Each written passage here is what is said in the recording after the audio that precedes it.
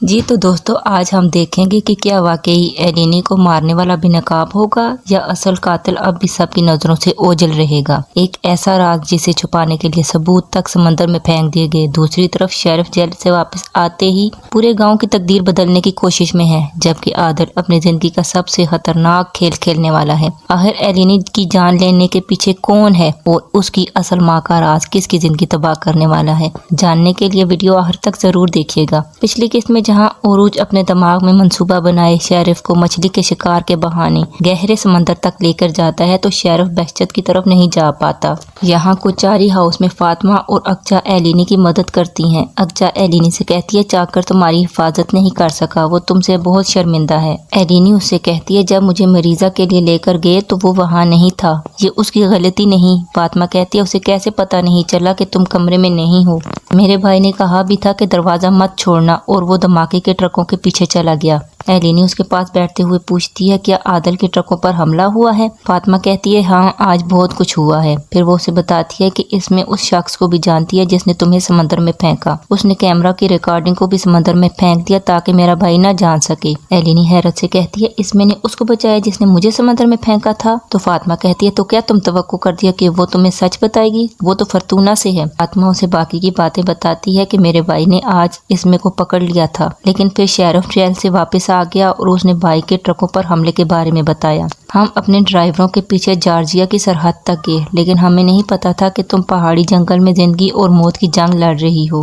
باہر گیزب عادل سے کہتا ہے میں بہجت سے خود نمٹ لوں گا، تو عادل کہتا ہے وہ ابھی بھی کنویں کے اندر پھنسا ہوا ہے اور امیرم دائی اس کے پاس ہیں۔ تو وہ مسکراتے ہوئے کہتا ہے کہ امیرم چچا کو سزا دینے کے زیادہ طریقے نہیں آتے، جبکہ میں اس کام میں زیادہ ماہر ہوں۔ پھر عادل ایلینی کی کمرے کی طرف جاتا ہے تو ایلینی باہر آ رہی ہوتی ہے، تو عادل اسے کہتا ہے تم زخمی ٹانگ کے ساتھ کیوں چل رہی ہو لڑکی، چلو وہاں صوفے پر بیٹھو۔ عادل ایلینی کے زخم پر مرہم لگاتا ہے تو ایلینی روکتے ہوئے کہتی ہے کہ میں خود کر سکتی ہوں۔ عادل اس سے کہتا ہے ہم نے پہلی ملاقات میں بھیڑ کے بچے کے زخم پر پٹی باندھی تھی، تمہیں یاد ہے؟ پھر کہتا ہے کوئی بھی بچہ اپنے زخم پر خود مرہم نہیں لگا سکتا۔ ایلینی اسے خاموشی سے دیکھ رہی ہوتی ہے اور اس کی آنکھوں سے آنسو بہہ رہے ہوتے ہیں، اسے اس کا بچپن یاد آتا ہے۔ عادل اس سے رونے کی وجہ پوچھتا ہے کہ کیا ہوا؟ ایلینی اسے روتے ہوئے بتاتی ہے کہ پہلی بار کسی نے میرے زخم پر مرہم پٹی کی، میں صرف ایک ایسی ماں چاہتی تھی جو مجھ سے محبت کرے، میں اپنی ماں کو تلاش کر رہی ہوں، لگتا ہے موت مجھے تلاش کر رہی ہے۔ عادل اسے کہتا ہے شاید وہ تمہیں اس لیے مارنا چاہتے ہیں کیونکہ تم اپنی ماں کو تلاش کر رہی ہو۔ ایلینی کہتی ہے کیسے؟ عادل کہتا ہے فرتونہ اور ہم جانی دشمن ہیں، مگر ہم آپس میں اتنے حملے نہیں کرتے، لیکن تم پر روز حملے ہو رہے ہیں۔ ایلینی کہتی ہے تو وہ مجھے اس لیے مارنا چاہتے ہیں کیونکہ میں اپنی ماں کو تلاش نہ کر سکوں۔ عادل کہتا ہے شاید۔ ایلینی کہتی ہے کون؟ عادل سوچتے ہوئے کہتا ہے یہ میں ابھی نہیں جانتا۔ پھر وہ کہتی ہے میں موت سے کیسے بچوں گی؟ آخر کار وہ کامیاب ہو جائیں گے۔ ایلینی روتے ہوئے پھر اس سے کہتی ہے مجھے معاف کر دو، میں بہت خود غرض ہو گئی ہوں، مجھے فاطمہ نے سب بتایا کہ آج کیا ہوا ہے۔ عادل کہتا ہے ہاں آج بہت کچھ ہوا ہے۔ ایلینی اس سے پوچھتی ہے تو تم نے یہ سب کیسے جھیلا، کیا تم ٹھیک ہو؟ عادل کہتا ہے میں سچ کہوں تو مجھے شکست ہوتی محسوس ہو رہی ہے، انہوں نے تمہیں سمندر میں پھینکا اور میں کچھ نہ کر سکا، اس میں نے ریکارڈنگ ختم کر دی اور میں تب بھی کچھ نہ کر پایا، شیرف نے میرے ٹرک تباہ کر دیے اور میرے آدمیوں کو زخمی کیا، میں خاموش رہا، تم وہاں پہاڑی جنگل میں دوبارہ تقریباً مرنے والی تھی اور میں تب بھی کچھ نہ کر سکا، مجھے لگتا ہے میں اپنی تمام جنگیں ہار چکا ہوں۔ ایلینی کسی بزرگ کی طرح عادل کے بال سہلاتے ہوئے کہتی ہے تم نے آج اس میں کو اس شخص کے ساتھ دیکھا؟ عادل کہتا ہے ہاں میں نے دیکھا۔ پھر وہ کہتا ہے اصل میں وہ جنگ ختم ہونا اچھی بات ہے۔ ایلینی پوچھتی ہے کیسے؟ عادل کہتا ہے مجھے اس سے دل سے نکالنے کے لیے آخری ضرب چاہیے تھی اور وہ آج لگ گئی۔ ایلینی اس سے پوچھتی ہے کیا تم نے اسے دل سے نکال دیا؟ عادل کہتا ہے ایک عورت جو شادی شدہ ہے، میری محبت بھی اور میری دشمن بھی، یہ سب ایک ساتھ نہیں ہو سکتا، اگر میں اسے دل سے نہ نکالوں تو میں زندہ نہیں رہ سکوں گا۔ ایلینی اسے کہتی ہے کیا ایسے کسی کو دل سے نکالنا آسان ہے؟ تم یہ کیسے کرو؟ عادل کہتا ہے میں یادوں کو ختم کر دوں گا، اگر یادیں نہیں ہوں گی تو اسے محبت کی طاقت بھی ختم ہو جائے گی۔ صبح کے وقت ایلینی اور عادل ناشتہ کر رہے ہوتے ہیں جب عادل کو اسمے کی کال آتی ہے۔ اسمے عادل سے کہتی ہے کیا تم یہاں موجود ہر چیز کو تباہ کرنے والے ہو؟ عادل سے کہتا ہے تم کس منہ سے مجھے کال کر رہی ہو؟ اسمے پھر اپنا سوال دہراتی ہے تو عادل کہتا ہے میں ہر چیز کو ختم کر دوں گا، حتیٰ کہ ایک پتھر بھی نہیں چھوڑوں گا۔ اسمے پھر رونے لگتی ہے اور منت کرتے ہوئے کہتی ہے کچاری مت کرو، قسم سے شیرف یہاں قدم بھی نہیں رکھے گا اور نہ ہی وہ میرے قریب آئے گا۔ عادل غصے سے کہتا ہے مجھے اس کی پرواہ نہیں ہے، وہ جو چاہے کرے۔ ایک मासूम के कातिल को छुपाकर तुमने ये साबित कर दिया है कि तुम उस नीच आदमी के काबिल हो। अगर तुमने रोना है तो उसके पहलू में जाकर रो। और अपनी बात करके वो कॉल बंद कर देता है। एलिनी आदिल के पास आती है और कहती है क्या तुम उसमें से नफरत कर सकते हो। आदिल एलिनी से पूछता है क्या तुम किसी से नफरत कर सकती हो एलिनी। एलिनी उससे कहती है अगर कोई शख्स मेरे साथ कुछ बुरा करे तब मैं उससे नफरत नहीं कर सकती। फिर आदिल की तरफ मुड़कर कहती है लेकिन अगर कोई तुम्हारे साथ कुछ बुरा करे तो ये मैं कर सकती हूँ। आदिल कहता है ये बेवकूफ़ी तुम पर जचती है, चलो तो फिर मैं हम दोनों की तरफ से नफरत करूंगा। आदिल एलिनी को देख रहा होता है तो एलिनी हंसते हुए कहती है तुम बहुत पुरजोश दिखाई दे रहे हो, क्या तुम्हारे पास कोई मंसूबा है। आदिल कहता है हाँ, एक नाकाबिले तस्खीर किस्म का मंसूबा। दूसरी तरफ इसमें ज़ैरफ और शीरी खानम को लेकर अपनी माँ के घर आती है और उनके सामने सैफ जान की हकीकत बताती है। इसमें कहती है कुचारी ने 3 खुदाई की मशीनें भेज दी हैं, वो मेरी झोंपड़ी तबाह करने वाला है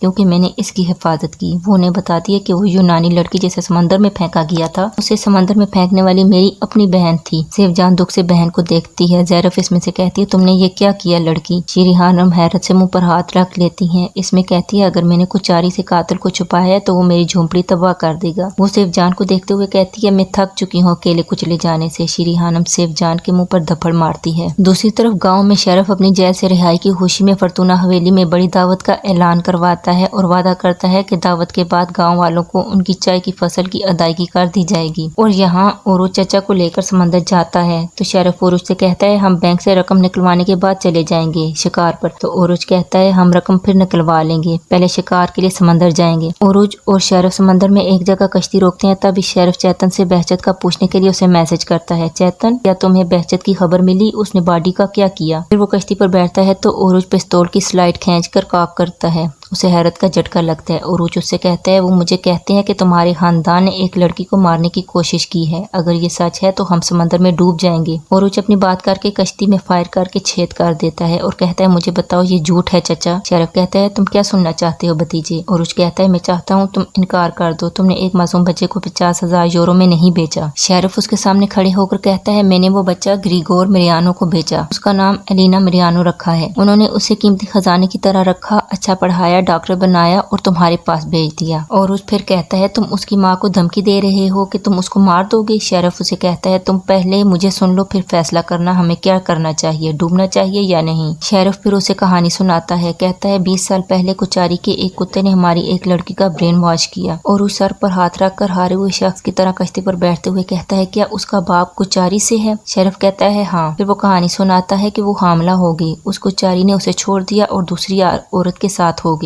मैं क्या करता फिर, क्या उस कुत्ते के सर पर बंदूक रखकर कहता कि वो उस लड़की से शादी करे। बताओ मुझे फरतूना वाले उस कुचारी को खुशामदीद कहते जिसने फरतूना की लड़की को हमला किया। और उस इनकार में सर हिलाता है। शरफ फिर कहता है क्या वो उस लड़की को गैरत के नाम पर कत्ल न करते, या फरतूना के लोग उस बच्चे को कबूल करते जो कुचारी की वजह से था। न कुचारी और न ही वो लड़की फरतूना में जिंदा रह सकते थे। मैं उस वक्त फरतूना का मुख्तार था, मैं तुम्हारी और इसू की उम्र का था, मेरे साथ न बाप था न भाई, वो कत्ल हो चुके थे। शरफ अपनी राम कहानी सुना रहा होता है। वो कहता है बाप और भाई के कत्ल के बाद मैं मुख्तार था, उस लड़की को बचाना मेरी जिम्मेदारी थी। मैंने सबसे छुपाया कि वो हामिला है, मैंने उसे सबसे महफूज रखा। मैंने वो बच्चा गली में नहीं फेंका, ना ही कचरे के ढेर पर फेंका, बल्कि उसे एक अच्छी फैमिली के हवाले किया। उरुज उसे कहता है बताओ मुझे उसकी माँ कौन है। शरफ कहता है मैं नहीं बता सकता, मैंने उसकी फरतूना के शख्स से शादी कर दी थी। ओरुज कहता है अगर शादी कर दी थी तो वो अपने बच्चे के साथ रह सकती थी। शरफ कहता है यहाँ मुझसे गलती हुई, अल्लाह मुझे माफ करे। फिर कहता है मैंने उसकी माँ से कह दिया कि वो बच्चा मर गया है। ओरुज दुख से कहता है तुमने ये क्या किया चचा। शरफ कहता है ये इसलिए था कि वो जिंदा रह सके। ओरुज कहता है मुझे बताओ उसकी माँ कौन है। शरफ कहता है मैं नहीं बता सकता, ये राज मेरे साथ कब्र में जाएगा। ओरुज कहता है एलिनी का क्या। शरफ कहता है मुझे तुम्हारी कसम, मैंने उसे समंदर में फेंकने का हुक्म नहीं दिया। ओरुज गुस्से से शरफ से कहता है मैं तुमसे अहद करता हूँ, मैं उस लड़की की माँ को ढूंढूंगा। शरफ उसका चेहरा अपने हाथों में लेकर कहता है मेरे शेर मुझे यकीन है तुम ये करोगे, मगर तुम मुझसे वादा करो जब तुम्हें ये पता चल गया कि उसकी माँ कौन है तो तुम उसे खतरे में डालने से पहले मेरे पास आओगे। यहाँ आदिल पुल पर खड़ा होता है जब चाकर उसे फोन करके बताता है कि ओरुज और शरफ समंदर से वापस आ गए हैं। फिर वो फोन बंद करके एलिनी और फातिमा के पास आता है तो एलिनी आदिल से मजाक से कहती है क्या तुमने मुझे कत्ल कर दिया है। तो आदिल कहता है हाँ मैंने तो हलवा भी तैयार कर लिया है, चलो अब दुआ करने चलें। दूसरी तरफ वुडन हाउस के रानी के लिए ये सब तैयारियां मुकम्मल होती हैं। शेरिफ और ओरुज भी ये देख लेते हैं। जाकर वीडियो कॉल पर आदिल को दिखा रहा होता है। जब इसमें कहते हैं तो मेरे जीते जी ये नहीं कर सकती। फरतूना की फैमिली और शेरिफ ओरुज भी वहाँ पहुँच जाते हैं। इसमें चाकर को कहती है तुम्हारा बास कहाँ है। चाकर कहता है डॉक्टर के पीछे गया है। इसमें चाकर को गरीबान से पकड़कर कहती है क्या मतलब। तो चाकर कहता है कल से डॉक्टर गायब है, उसका सामान यही है मगर वो नहीं, यकीनन उसे किसी ने अगवा किया है। तो ओरुज वुडन हट के अंदर जाकर देखता है और फिर चाकर को आकर गरीबान से पकड़कर कहता है तुम यहाँ के निगरान थे। चाकर गुस्से से कहते हैं जाओ और अपने लोगों से पूछो, उनमें से ही किसी ने ऐसा किया है, यकीनन वो जानते हैं कि डॉक्टर कहाँ है। ओरुज कहता है मैं सबसे हिसाब लूंगा। तभी चाकर के नंबर पर ओरुज के लिए मैसेज आता है। ओरुज मैसेज देकर बिना किसी को कुछ बताए वहाँ से चला जाता है। सब उससे पूछते हैं मगर वो कुछ नहीं बताता। शिवजान गुस्से में होती है। माइकल मेलिना को कॉल करके बताता है कि कुछ बुरा हुआ है, एलिनी गायब है। तभी गैजेट फायर करता हुआ सबसे कहता है ए फरतूना, एक मासूम की जान लेकर तुम खुश हो, उसे कत्ल करके तुम्हें खुशी मिली। शेरी खानम शिवजान को एकदम से देखती है जबकि शिवजान भी हैरत में होती है। शेरिफ और ज़ैरफ अपनी कोशिश पर मुतमईन होते हैं। इसमें रोते हुए गैजेट का करीबान पकड़कर कहती है क्या मतलब कत्ल, तुम झूठ बोल रहे हो। तो गैजेट कहता है झूठ बोलना फरतूना का काम है, उसे गोली मारकर कुएं में फेंक दिया है। इसमें रोते हुए नीचे बैठ जाती है। ज़ैरफ शेरिफ से कहती है उन्होंने एलिनी की डेड बॉडी को कैसे ढूंढ लिया, जबकि शेरिफ इसमें के पास जाकर उसे दिलासा देता है। गैजेट फिर सबसे कहता है आदिल जंगल वाले कुएं के पास सबका इंतजार कर रहा है। शेरिफ कहता है इसका क्या मतलब। तो गैजेट कहता है ये सब कुछ चारी ही जानता है, अगर तुम वहाँ नहीं गए तो वो गाँव को तबाह कर देगा। उधर ओरुज आदिल की बताई हुई जगह पर पहुँचता है और इसका इंतजार करता है। तभी शिवजान उसे कॉल करके बताती है कि एलिनी को गोली लगी है और वो मर गई है।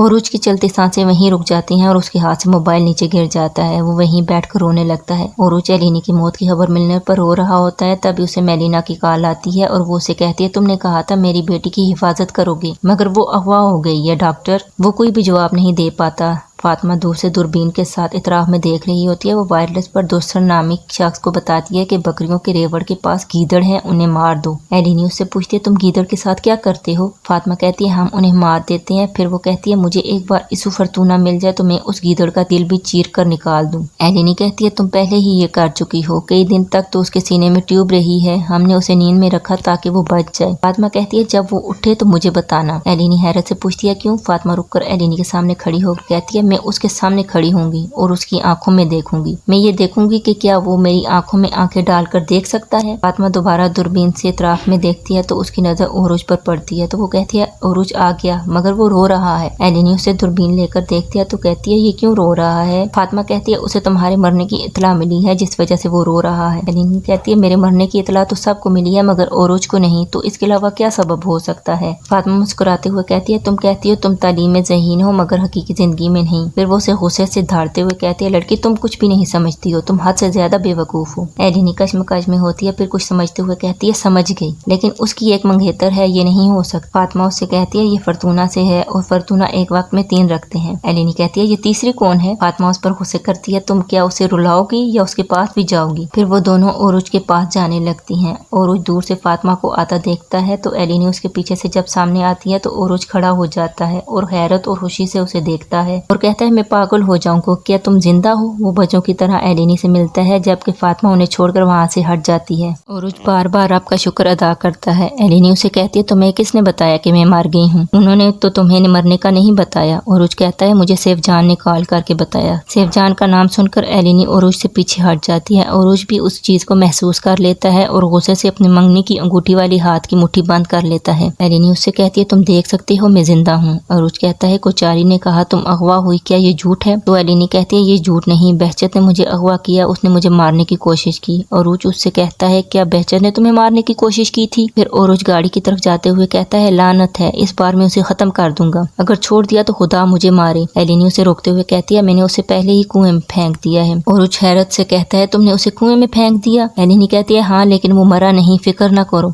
ओरुज गुस्से से कहता है मुझे उसकी फिक्र क्यों होने लगी लड़की, मेरी तरफ से वो मर जाए। फिर वो कहता है मैंने तुम्हारी मौत देखी है लड़की, अगर तुम इससे बच न पाती तो इस वक्त मैं तुम्हें दफना रहा होता। फिर वो एलिनी से कहता है ये सब क्या है। एलिनी तुम किस चक्कर में हो, क्या तुम्हारा कोचारी के साथ मिलकर कोई प्लान है, मुझे कुछ समझ नहीं आ रहा, मेरा दम घुट रहा है। उसने सबको ये क्यों कहा कि तुम मर गई हो। एलिनी कहती है हाँ हमने मंसूबा बनाया है ताकि हम कातिल को ढूंढ सकें। ओरुज कहता है क्या बहचत ने तुम्हें अगवा नहीं किया। एलिनी कहती है हाँ उसने ऐसा किया लेकिन मुझे उसने समंदर में नहीं फेंका। ओरुज कहता है तुम्हें कैसे पता। एलिनी कहती है इसमें जानती है कि मुझे समंदर में किसने फेंका और वो وہ اسے بچا رہی ہے۔ عروج کو حیرت ہوتی ہے اور وہ کہتا ہے خدا ہمیں معاف کرے۔ ایلینی کہتی ہے اگر بہجت ہوتا تو وہ اسے نہ چھپاتی، یہ اس کا کوئی قریبی شخص ہے، شاید اس کے خاندان سے۔ میں نے عادل سے کہا تھا کہ میں اپنی ماں کو ڈھونڈ رہی ہوں اور مجھے لگتا ہے موت میرے پیچھے ہے۔ عروج کہتا ہے تو تم سمجھتی ہو کہ وہ تمہیں اس لیے مارنا چاہتے ہیں تاکہ تم اپنی ماں کو نہ ڈھونڈ سکو؟ ایلینی کہتی ہے شاید۔ پھر کہتی ہے عروج میری موت صرف امکان نہیں، انہوں نے کئی بار اس کی کوشش کی ہے، آخرکار وہ کامیاب ہو جائیں گے۔ عروج ایک دم کہتا ہے نہیں ایسا نہیں ہوگا۔ ایلینی کہتی ہے کیا تم میری حفاظت کرنے کے قابل ہو؟ پھر خود ہی کہتی ہے تم نہیں ہو اس قابل۔ کیا تم سمجھتے ہو کہ تم اس قابل ہو؟ کیا تم کبھی سو گے نہیں؟ کیا میں اکیلی نہیں رہوں گی؟ کیا تم اپنے منگیتر کے ساتھ وقت نہیں گزارو گے؟ ایلینی کی باتیں سن کر عروج پھر کہتا ہے شاید تمہیں یہاں سے چلے جانا چاہیے۔ ایلینی غصے سے کہتی ہے میں اپنی ماں کو ڈھونڈے بغیر نہیں جاؤں گی۔ عروج کہتا ہے میں تمہارے لیے اسے ڈھونڈوں گا۔ ایلینی کہتی ہے یہ عقل مندی نہیں، شاید میری ماں کو بھی خطرہ ہو، چھوڑنا حل نہیں ہے، اس کے بارے میں جاننا اہم ہے۔ پھر وہ کہتی ہے ہمیں یہ معلوم کرنا ہوگا کہ مجھے سمندر میں کس نے پھینکا